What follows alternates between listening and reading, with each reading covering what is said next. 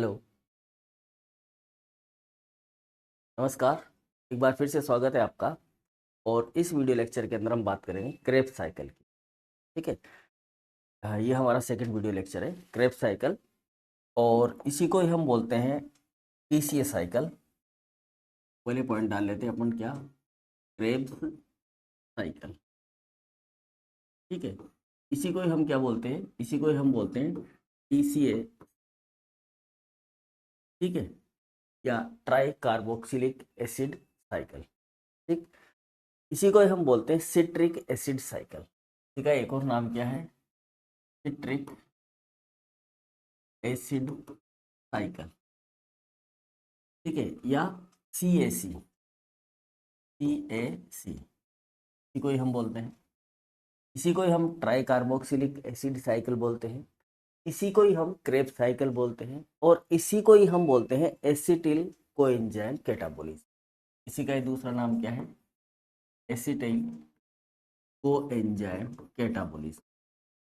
कहने का मतलब है कि हम यहाँ पर इस एसिटिल कोएंजाइम का क्या करेंगे? कैटाबोलिज्म करेंगे। ठीक है। ये जो अभिक्रिया है ये होती है माइटोकॉन्ड्रिया के मैट्रिक्स में। ठीक है। अब इसको हम क्रेब्स साइकिल क्यों बोलते हैं? तो इसको हम क्रेब्स साइकिल इसलिए बोलते हैं क्योंकि सबसे पहले इसे हैंस ए क्रेब्स ने बताया था। ठीक है। प्रपोज किया था इसको किसने? इसको सबसे पहले प्रपोज किया था सर हैंस ए क्रेब्स ने। ठीक है। इसलिए इसका नाम क्रेब्स साइकिल है। मतलब इन्होंने इसके बारे में जानकारी दी थी कि क्रेब्स साइकिल क्या होता है। समझ गए? अब इसके अंदर इसको हम सिट्रिक एसिड साइकिल क्यों बोलते हैं? तो इसको हम सिट्रिक एसिड साइकिल इसलिए बोलते हैं क्योंकि यहाँ पर पहला इंटरमीडिएट जो फॉर्म होता है वो क्रेब सिट्रिक एसिड होता है। ठीक है। सिट्रिक एसिड जो होता है यहाँ पर, सिट्रिक एसिड वो फर्स्ट इंटरमीडिएट होता है यहाँ पर। फर्स्ट प्रोड्यूस इंटरमीडिएट होता है। ठीक है। इंटरमीडिएट। ठीक, ये इंटरमीडिएट क्यों होता है? क्योंकि देखो, जो हमारा पायरुवेट होगा, समझना आप इसको, जो पायरुवेट होगा वो पायरुवेट बदलेगा किसके अंदर? एसिटिल को एंजाइम के अंदर। ठीक है। तो ये जो एसिटिल को एंजाइम है, ये एसिटिल को एंजाइम पायरुवेट का एसिटिल को एंजाइम में बदलने की वजह से इसको हम एसिटिल को एंजाइम कैटाबोलिज्म बोलते हैं। ठीक है।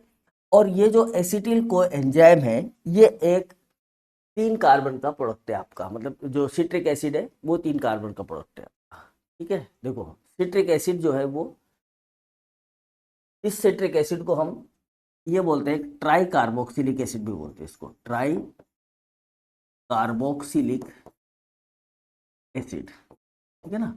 इसलिए इसका नाम टीसीए भी होता है, ट्राई कार्बोक्सिलिक एसिड, यानी कि टीसीए।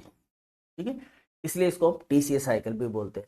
अब ये इंटरमीडिएट क्यों है ये बताने के लिए मैं बात करूंगा आपसे कि यहाँ पर जो एसिटिल कोएंजाइम होता है ना, वो एसिटिल कोएंजाइम ऑक्जेलो एसिटिक एसिड के मिलने से ऐसे, ठीक है, ये एसिटिल कोएंजाइम ऑक्जेलो एसिटिक एसिड के मिलने से यहाँ पर कंडेंसेशन एक रिएक्शन होती है जिसमें ऑक्जेलो एसिटिक एसिड और एसिटिल कोएंजाइम ये दोनों आपस में मिलते हैं और यहाँ पर बनाते हैं ये क्या?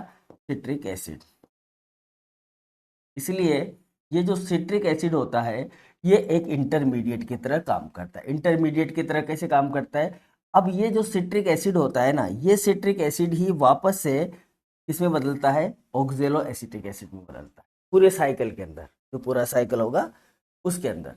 तो मेन चीज जो है, एसिटिल कोएंजाइम को पहले सिट्रिक एसिड में बदला जाता है, फिर से ऑक्जेलो एसिटिक एसिड में बदला है, फिर से एसिटिल कोएंजाइम को सिट्रिक एसिड में बदला जाता है। तो ऐसे ये प्रोसेस चलता रहता है। इसलिए ये पहला फर्स्ट टाइप का, फर्स्ट इंटरमीडिएट जो है प्रोडक्ट कहलाता है।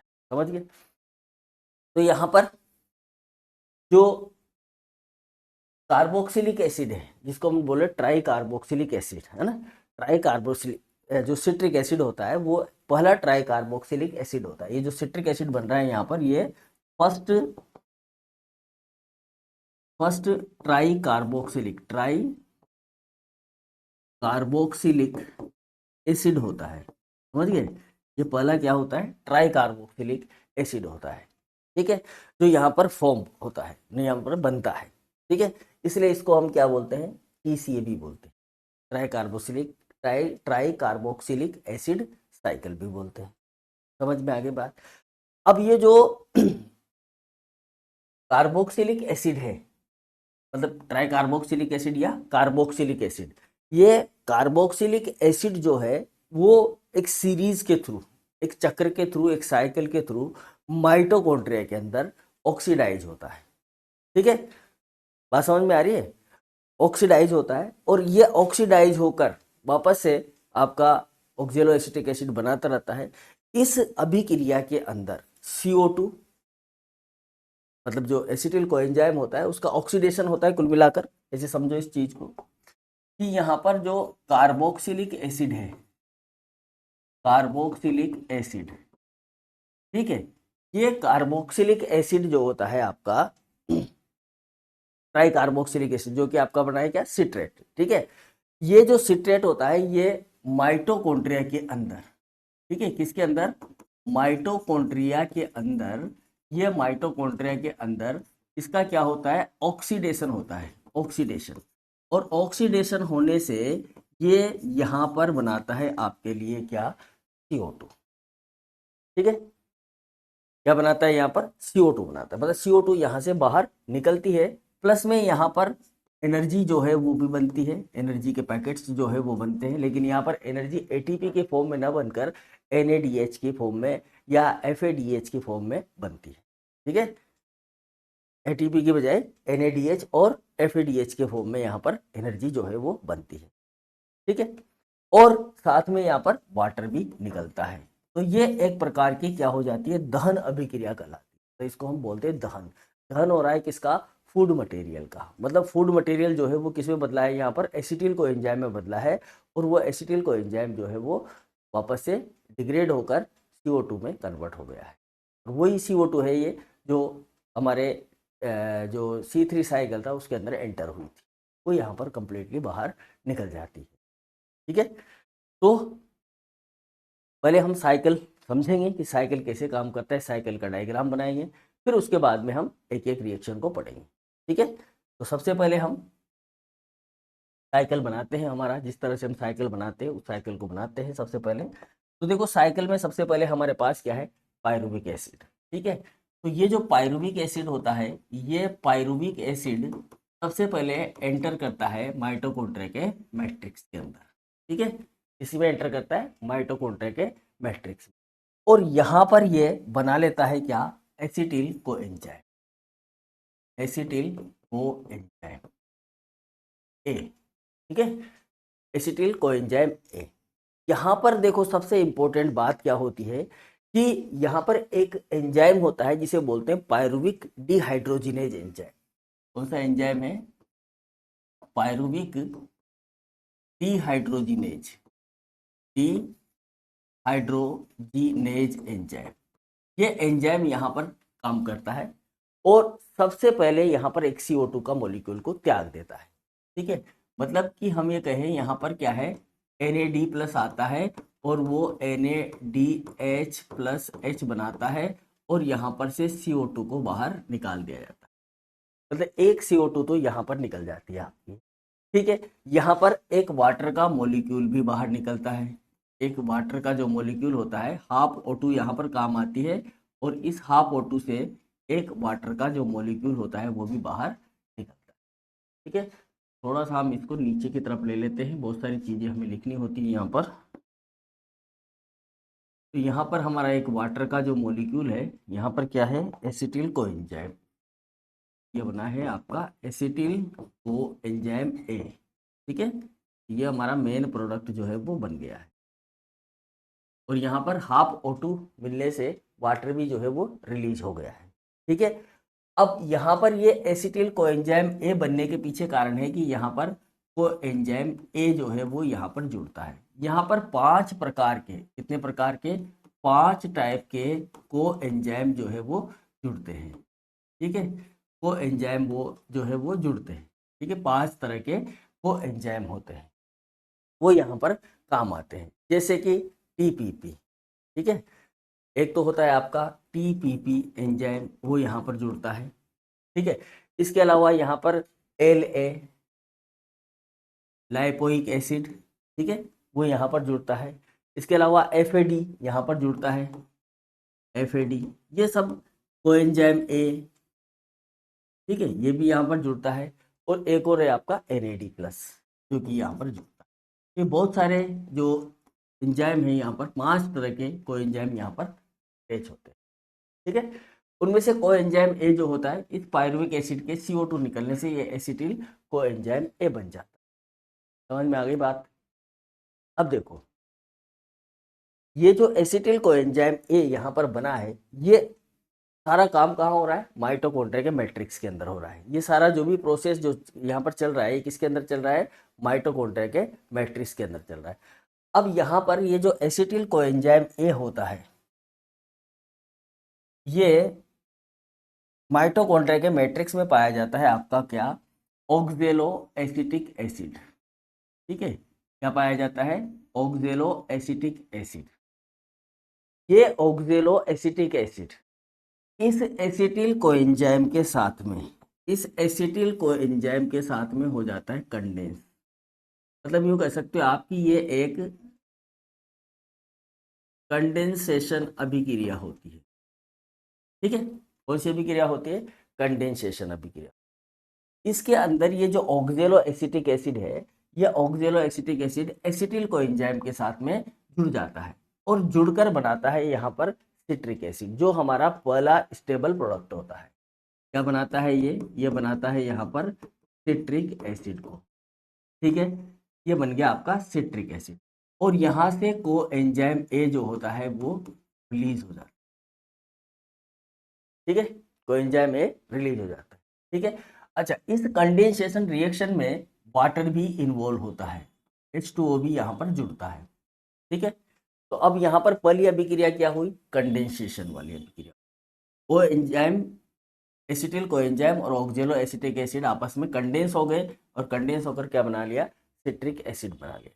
ठीक है, अब ये जो सिट्रिक एसिड होता है, यहाँ पर एक एंजाइम काम करता है जिसे हम बोलते हैं क्या? एक एंजाइम यहाँ पर काम करता है जिसे हम बोलते हैं एकोनिटेज। ठीक है, कौन सा एंजाइम होता है? एकोनिटेज एंजाइम। ये एकोनिटेज एंजाइम फेरस की उपस्थिति में, ठीक है, क्योंकि ये थोड़ा सा हम बड़ा बनाने की कोशिश करेंगे। अच्छा, पहले गोला बना लेते हैं, है ना? पहले हम क्या करते हैं? गोला बना लेते हैं। उस गोले के अंदर ही हम सारी चीज़ें लिखते हुए चले जाएंगे। यहाँ पर पहले हम क्या करते हैं? गोला सा बना लेते हैं, फिर उस गोले के अंदर ही हम सारी चीज़ें लिखते हुए चले जाएंगे, है ना? ठीक है, ये ठीक रहेगा मेरे हिसाब से गोला। थोड़ी इसकी क्या करते हैं अपन? पतला करते हैं इसके ब्रश को। ये सारी कहानी हमें इस गोले के अंदर लिखनी है, तो सब नाम लिखेंगे अपन यहाँ पर, है ना? देखो, पहले तो क्या बन गया आपका? सिट्रिक एसिड बन गया, है ना? Citric acid. चलो यहाँ पर हम वैसे ही बना लेते हैं, थोड़े थोड़े करके छोटे छोटे पार्ट में इसको डिवाइड कर देते हैं ना। सिट्रिक एसिड के बाद में बनेगा आइसोसिट्रिक एसिड और सिस एकोनिटिक एसिड।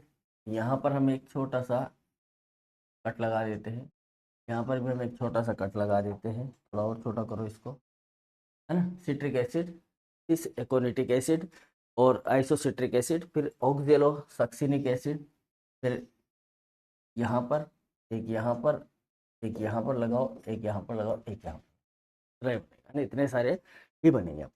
अब एक एक को बनाते हैं, ऐसे एक साथ बना देंगे तो फिर सारा खेल ही अपना बिगड़ जाएगा, मज़ा नहीं आएगा, है ना? ये हो गया हमारा सिट्रिक एसिड। ठीक है, पर इसको सही होने दो।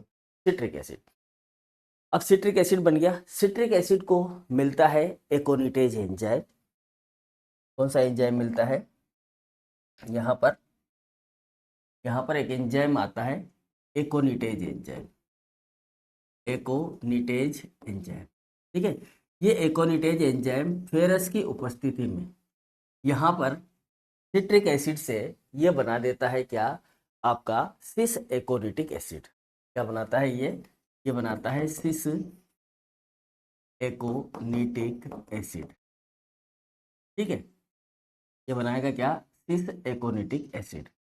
अब यहाँ पर देखो वाटर इन्वॉल्व हुआ था, है ना, अब यहाँ से वो वाटर वापस से रिलीज हो जाएगा, तो यहाँ से ये वाटर जो है यहाँ से हम निकाल देते हैं वाटर को बाहर की तरफ में, H2O जो है वो बाहर निकल जाता है।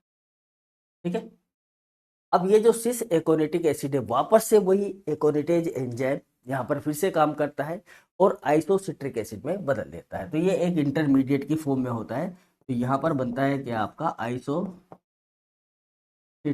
एसिड, और यहाँ पर वापस से फिर से वही एंजाइम काम आता है जिसे हम बोलते हैं क्या, एकोनिटेज, एकोनिटेज, और वही यहाँ पर फेरिक आयन जो है वो काम आते हैं। लेकिन यहाँ पर देखो सिस एकोनेटिक एसिड बनते वक्त वाटर बाहर निकला था, वापस वो वाटर इसके अंदर एंटर कर जाता है, वापस से फिर वाटर का मॉलिक्यूल इसमें जुड़ जाता है, सिंपल है। तो अब हमें याद क्या रखना है, हमें याद रखना है ऑक्जेलो एसिटिक एसिड एसिटिल को एंजाइम के साथ जुड़ता है और सिट्रिक एसिड बनाता है, सिट्रिक एसिड आइसोसिट्रिक एसिड में कन्वर्ट हो जाता है। चाहो तो आप इस इंटरमीडिएट को याद भी रख सकते हो और नहीं भी रख सकते, एक ही बात है। तो सिट्रिक एसिड से एकोनिटेज एंजाइम की उपस्थिति में फेरस आयन की उपस्थिति में वाटर को अंदर बाहर करके और आइसोसिट्रिक एसिड हम बना सकते हैं, समझ गए।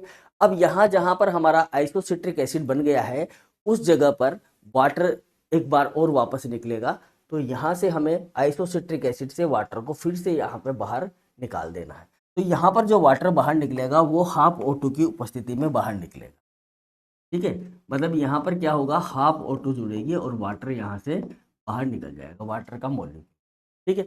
अब ये जो आइसोसिट्रिक एसिड है यहाँ पर एक और एंजाइम जिसको हम बोलते हैं यहाँ पर डिहाइड्रोजिनेज एंजाइम, आइसोसिट्रिक डिहाइड्रोजिनेज, उस एंजाइम का नाम क्या है, उस एंजाइम का नाम है आइसोसिट्रिक डिहाइड्रोजिनेज, डिहाइड्रोजिनेज एंजाइम। ये डिहाइड्रोजिनेज एंजाइम क्या करता है, इस हाइड्रोजन को यहाँ से बाहर निकाल देता है, मतलब जल को यहाँ पर बाहर निकाल, यहाँ पर जुड़ता है क्या, NAD, NAD प्लस जुड़ता है और NADH plus plus H plus निकाल देता है बाहर, NADH प्लस H यहाँ से निकलता है। यह अभिक्रिया मैंगनीज आयन की उपस्थिति में होती है, ठीक है। अब ये जो आइसोसिट्रिक एसिड होता है ये बनता है किसके अंदर, ऑक्जेलोसक्सिनेट के अंदर, या ऑक्जेलोसक्सिनिक एसिड बोल सकते हो आप इसको। तो ये बदल जाता है किसके अंदर, ये बदल जाता है ऑक्जेलोसक्सिनिक एसिड के अंदर, ठीक है, मतलब यहाँ पर बन जाता है हमारा ऑक्जेलोसक्सिनिक एसिड। थोड़ा सा इसको अपन मिटाना ही पड़ेगा, सही से नहीं बनेगा, नहीं तो हमारा खेल बिगड़ जाएगा, हमारा डायग्राम में वो बिगड़ जाएगा। यहाँ से हम इसको थोड़ा सा साफ कर देते हैं, यहाँ लिख देते हैं अपन ऑक्जेलोसक्सिनिक एसिड, ऑक्जेलोसक्सिनिक एसिड, ठीक है। तो ये बन गया हमारा ऑक्जेलोसक्सिनिक एसिड इस तरह से, ठीक है। ये मैग्नीज को भी हटाना पड़ेगा यहाँ, तो कोई दिक्कत नहीं है ना, यहाँ से हम इसको ऐसे बनाएंगे ऑक्जेलोसक्सिनिक, ठीक है। और यहाँ पर है आपका ये बन गया क्या, NaCH प्लस, यहाँ पर हम Mn जोड़ देते हैं, Mn प्लस यहाँ लिख देते हैं, कोई दिक्कत नहीं, ठीक है, नहीं भी लिखो तो कोई फर्क नहीं पड़ता इस चीज़ से। अब ये जो ऑक्जेलोसक्सिनिक एसिड आपका बना हुआ है, ये ऑक्जेलोसक्सिनिक एसिड कार्बोक्सिलेज एंजाइम की उपस्थिति में CO2 को यहाँ से बाहर निकाल देता है, एक CO2 तो वहाँ निकल गई थी, एक CO2 यहाँ पर निकल गई, ठीक है, और ये बना लेता है क्या आपका यहाँ पर अल्फा कीटोग्लूटारेट, ये यहाँ पर है ना, यहाँ पर आ गया आपका, यहाँ पर हम लिख देते हैं अल्फा कीटोग्लूटारेट, ठीक है, जो बाद में ग्लूटामेट एंजाइम में काम आएगा, या glutaric alpha keto glutaric acid, glutaric acid लिखो इसको ना, एसिड में होता है ये, तो एसिड ही लिखेंगे अपन यहाँ पर, अल्फा कीटो ग्लूटारिक एसिड, ठीक है। ये कैसे बनता है, यहाँ पर ये CO2 बाहर निकलेगी और कार्बोक्सिलेज एंजाइम यहाँ पर काम करेगा, ठीक है। मतलब यहाँ पर जो एंजाइम काम आएगा वो कौन सा होगा आपका, कार्बोक्सिलेज। कार्बोक्सिलेज एंजाइम यहाँ पर काम आएगा और यहाँ से निकलेगी आपकी CO2। ठीक है, ये अभिक्रिया भी वही Mn की उपस्थिति में होगी, तो Mn चाहो तो लिख सकते हो, नहीं तो कोई दिक्कत नहीं है। आप यहाँ पर इतना याद रखो, कार्बोक्सिलेज एंजाइम का मतलब एक कार्बोक्सिलेशन यहाँ पर होता है और CO2 यहाँ पर बाहर। ठीक है, अब ये जो अल्फा कीटोग्लूटारिक एसिड है, ये अल्फा कीटोग्लूटारिक एसिड ग्लूटामेट बना लेता है। आगे नीचे की साइड में ये ग्लूटामिक एसिड बना लेता है, तो चाहे तो बना सकते हो, नहीं तो कोई दिक्कत वाली बात नहीं है। ठीक है, यहाँ पर ये बदलता रहता है इसके अंदर, ग्लूटामिक एसिड के अंदर। ठीक है, चलिए, तो ये तो अभिक्रिया यहाँ पर पूरी हो जाती है। अब ये जो हमारा अल्फा कीटोग्लूटारेट एसिड है, ये बदलता है किसके अंदर, सक्सिनिल कोएंजाइम के अंदर। मतलब ये जो है ये बनाता है यहाँ पर क्या, सक्सिनिल, सक्सिनिल, सक्सिनिल कोएंजाइम, है ना। ये गलत लिखा है, ये स्पेलिंग गलत है, ये लिखेंगे अपन यहाँ पर सक्सिनिल कोएंजाइम ए। ठीक है, अब ये जो सक्सिनिल कोएंजाइम ए जो बनता है ना, ये बहुत बड़ी रिएक्शन होती है। यहाँ पर एक एंजाइम काम आता है, इसको थोड़ा सा माएगी नहीं हमारी रिएक्शन, यहाँ पर हमारी जो रिएक्शन है ना यहाँ माएगी नहीं है, तो इसको हम थोड़ा सा ऐसे कर देते हैं और यहाँ लिख देते हैं अपन succinyl coenzyme, succinyl coenzyme A, है ना, सक्सिनिल कोएंजाइम में। अब देखो इसमें क्या होता है, यहाँ पर ये जो सक्सिनिल कोएंजाइम होता है ना, ये सक्सिनिक एसिड में बदलता है। एक चीज और, क्योंकि दोनों चीजें एक साथ चलती है यहाँ पर, ये बदलता है किसके अंदर, सक्सिनिक एसिड के अंदर। ठीक है, तो यहाँ पर क्या होता है कि ये जो अल्फा कीटोग्लूटारेट होता है, ये जो सक्सिनिल कोएंजाइम होता है, ये सक्सिनिल कोएंजाइम को खो देता है और सक्सिनिक एसिड बनाता है। तो यहाँ से इस प्रोसेस के अंदर, यहाँ से ये जो कोएंजाइम होता है ना, ये कोएंजाइम ए यहाँ से वापस बाहर निकलता है और ये आपको ध्यान रखना पड़ेगा, ये वापस से यहाँ पर आकर जुड़ जाता है। बहुत इंपॉर्टेंट बात है ये। ठीक है, मतलब ये जो सक्सिनिल कोएंजाइम बनेगा ना, ये अल्फा कीटोग्लूटारेट के साथ में ये कोएंजाइम ए वापस यहीं यहीं घूमता रहता है और सक्सिनिल कोएंजाइम ए बनाता रहता है। ऐसे समझ लो इस चीज को आप, पहले तो सबसे इंपॉर्टेंट बात है ये। ठीक है, अब यहाँ पर एक एंजाइम चाहिए होता है हमें, कीटोग्लूटारेट डिहाइड्रोजिनेज, कीटोग्लूटारिक, या आप कह सकते हो कीटोग्लूटारिक डिहाइड्रोजिनेज एंजाइम। तो ये लिख देता हूँ मैं नाम यहाँ पर, ये तो फिर भूल जाऊंगा मैं। कीटोग्लूटारिक डिहाइड्रोजिनेज, डिहाइड्रोजिनेज एंजाइम यहाँ पर काम आता है। ठीक है, कीटोग्लूटारिक डिहाइड्रोजिनेज मतलब डिहाइड्रेशन होता है यहाँ पर। तो डिहाइड्रेशन होता है तो सीधी सी बात है कि यहाँ से क्या निकलेगा, आपका वाटर बाहर निकलेगा एक, तो एक यहाँ पर आपकी CO2 भी बाहर निकलती है, फिर से CO2 यहाँ पर खो दी जाती है और यहाँ पर वही NAD से NADH बनाया जाता है। NAD से क्या बनाया जाता है, NADH प्लस और प्लस H प्लस बनाया। ये अभिक्रिया जो होती है फिर से एनर्जी प्रोड्यूस कर दिया, ऊर्जा बन गई आपके NADH। ठीक है, एक ऊर्जा आपको यहाँ पर मिल गई है NADH में और एक ऊर्जा आपको यहाँ पर मिल गई है NADH के फॉर्म में। समझ रहे हैं बात को। ठीक है, अब ये जो सक्सिनिल कोएंजाइम ए है आपका, यहाँ पर एक एंजाइम आता है थायोकाइनेज। कौन सा एंजाइम आता है, थायोकाइनेज, जिसको हम बोलते हैं सक्सिनिक थायोकाइनेज एंजाइम। यहाँ पर आता है क्या, सक्सिनिक थायोकाइनेज एंजाइम। ये जो सक्सिनिक थायोकाइनेज एंजाइम होता है, ये क्या करता है, यहाँ पर GTP जो होता है, देखो GDP जो होता है, GDP के साथ में फॉस्फेट को ऐड करा देता है और क्या बनाता है, GTP बनाता है। ठीक है, और एक वाटर का मॉलिक्यूल यहाँ पर एंटर करता है। तो यहाँ पर दो चीजें हो रही है, एक तो GDP जो है वो किस में बदल रहा है, GTP में बदल रहा है। तो एक एनर्जी करेंसी आपको यहाँ पर भी मिल रही है। ठीक है, और एक यहाँ पर वाटर जो है वो एंटर कर रहा है, तो हम यहाँ ही लिख देते हैं उसको H2।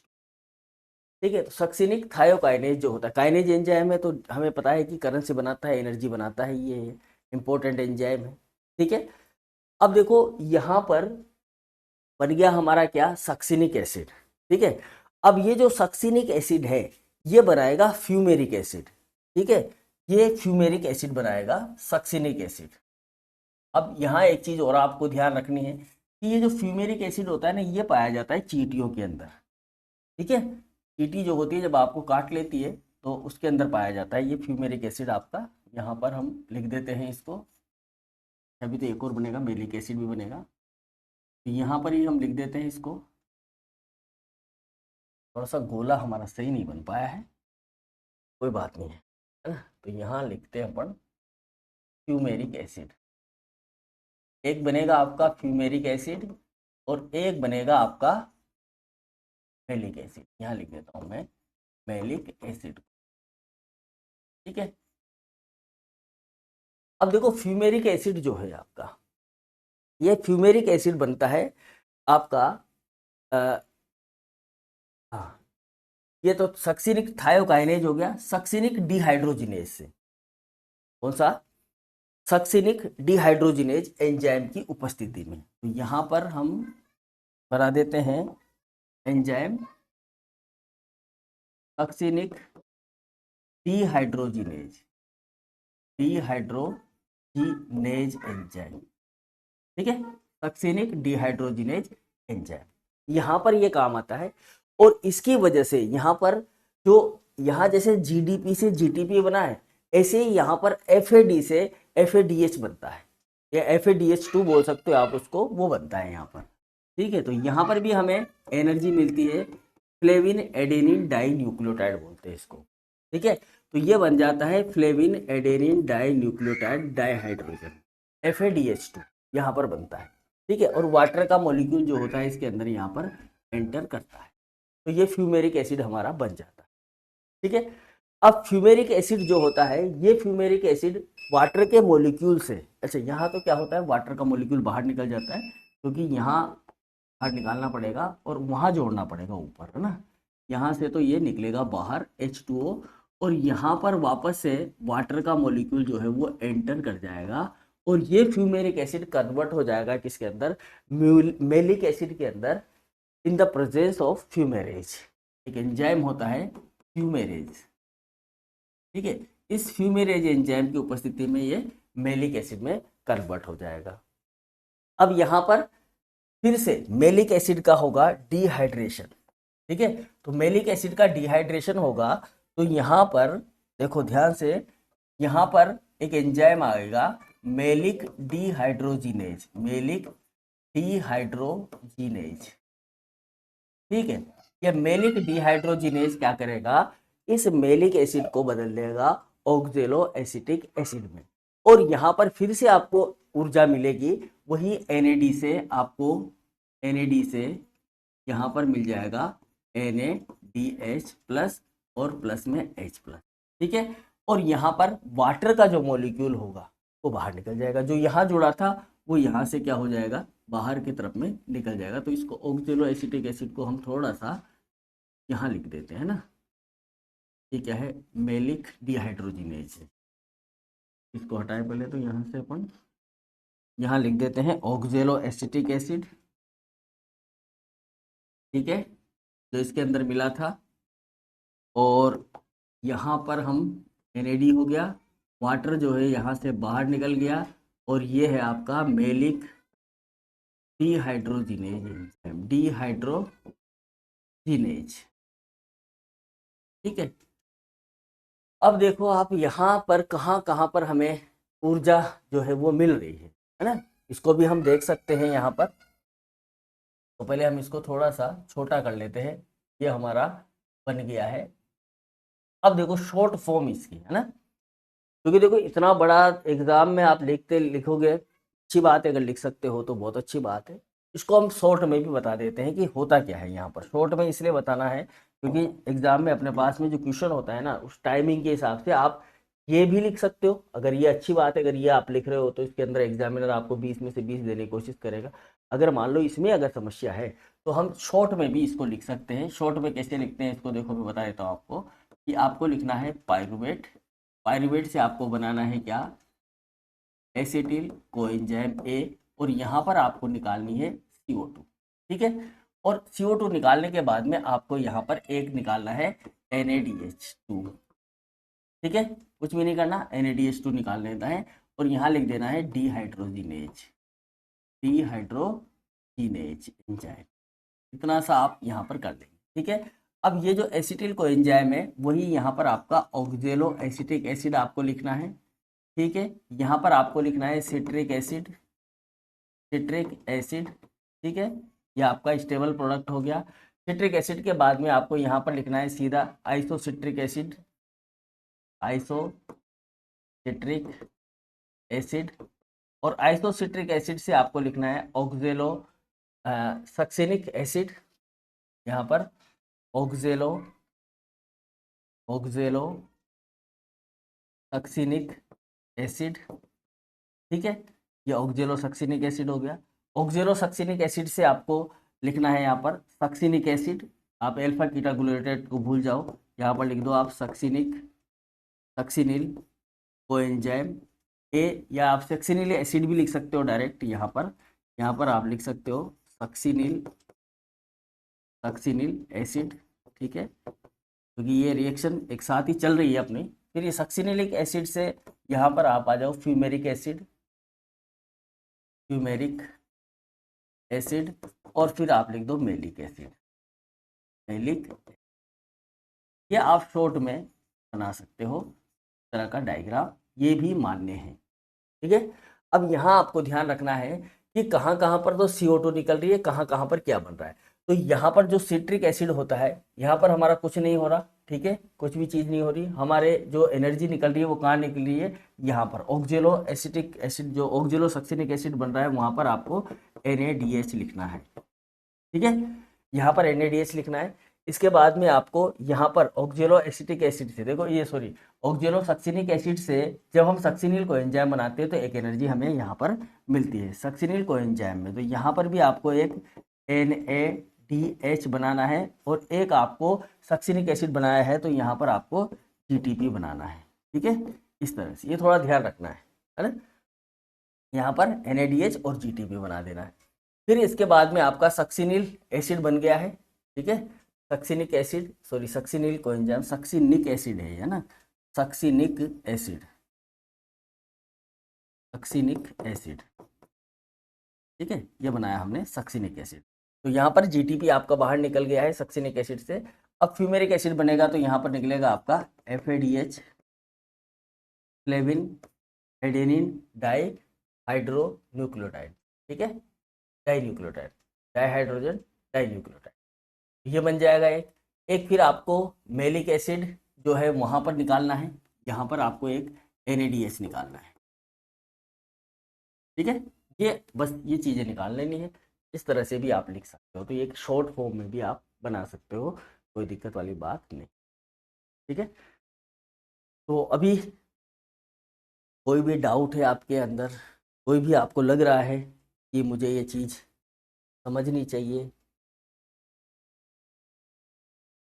ठीक है ना। तो अगर आपको लग रहा है कोई डाउट है आपके दिमाग में, कोई चीज़ आपको समझ में नहीं आई, वो कैसे क्या हुआ है, तो फिर आप पूछ लो जल्दी से, ये तो फिर हम नेक्स्ट क्लास में डिटेल में चर्चा करेंगे इसकी। तब तक के लिए goodbye, thank you very much.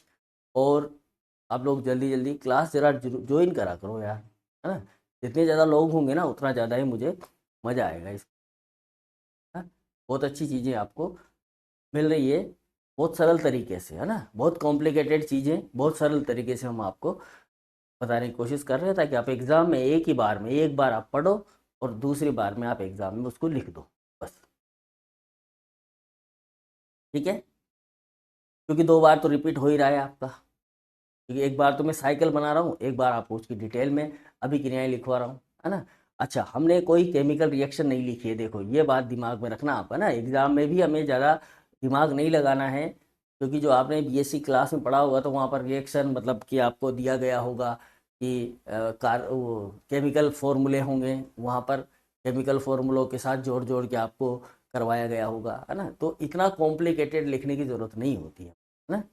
हाँ, हम केमिस्ट्री में होते तो ज़रूर कॉम्प्लिकेटेड रिएक्शंस के थ्रू हम तो पूरा करते हैं, लेकिन हमें केवल नाम से मतलब है इसमें कौन सा एंजाइम काम आ रहा है और कहाँ पर कितनी करेंसी एनर्जी जो है वो बाहर निकल रही है, इसको हमें ध्यान रखना है। ठीक है, मिलते हैं नेक्स्ट क्लास में, तब तक के लिए goodbye, thank you very much. कोई सवाल हो तो आप अपना जो डिस्कशन बॉक्स है उसमें डाल सकते हो, वहाँ बता सकते हो। ठीक है, थैंक यू।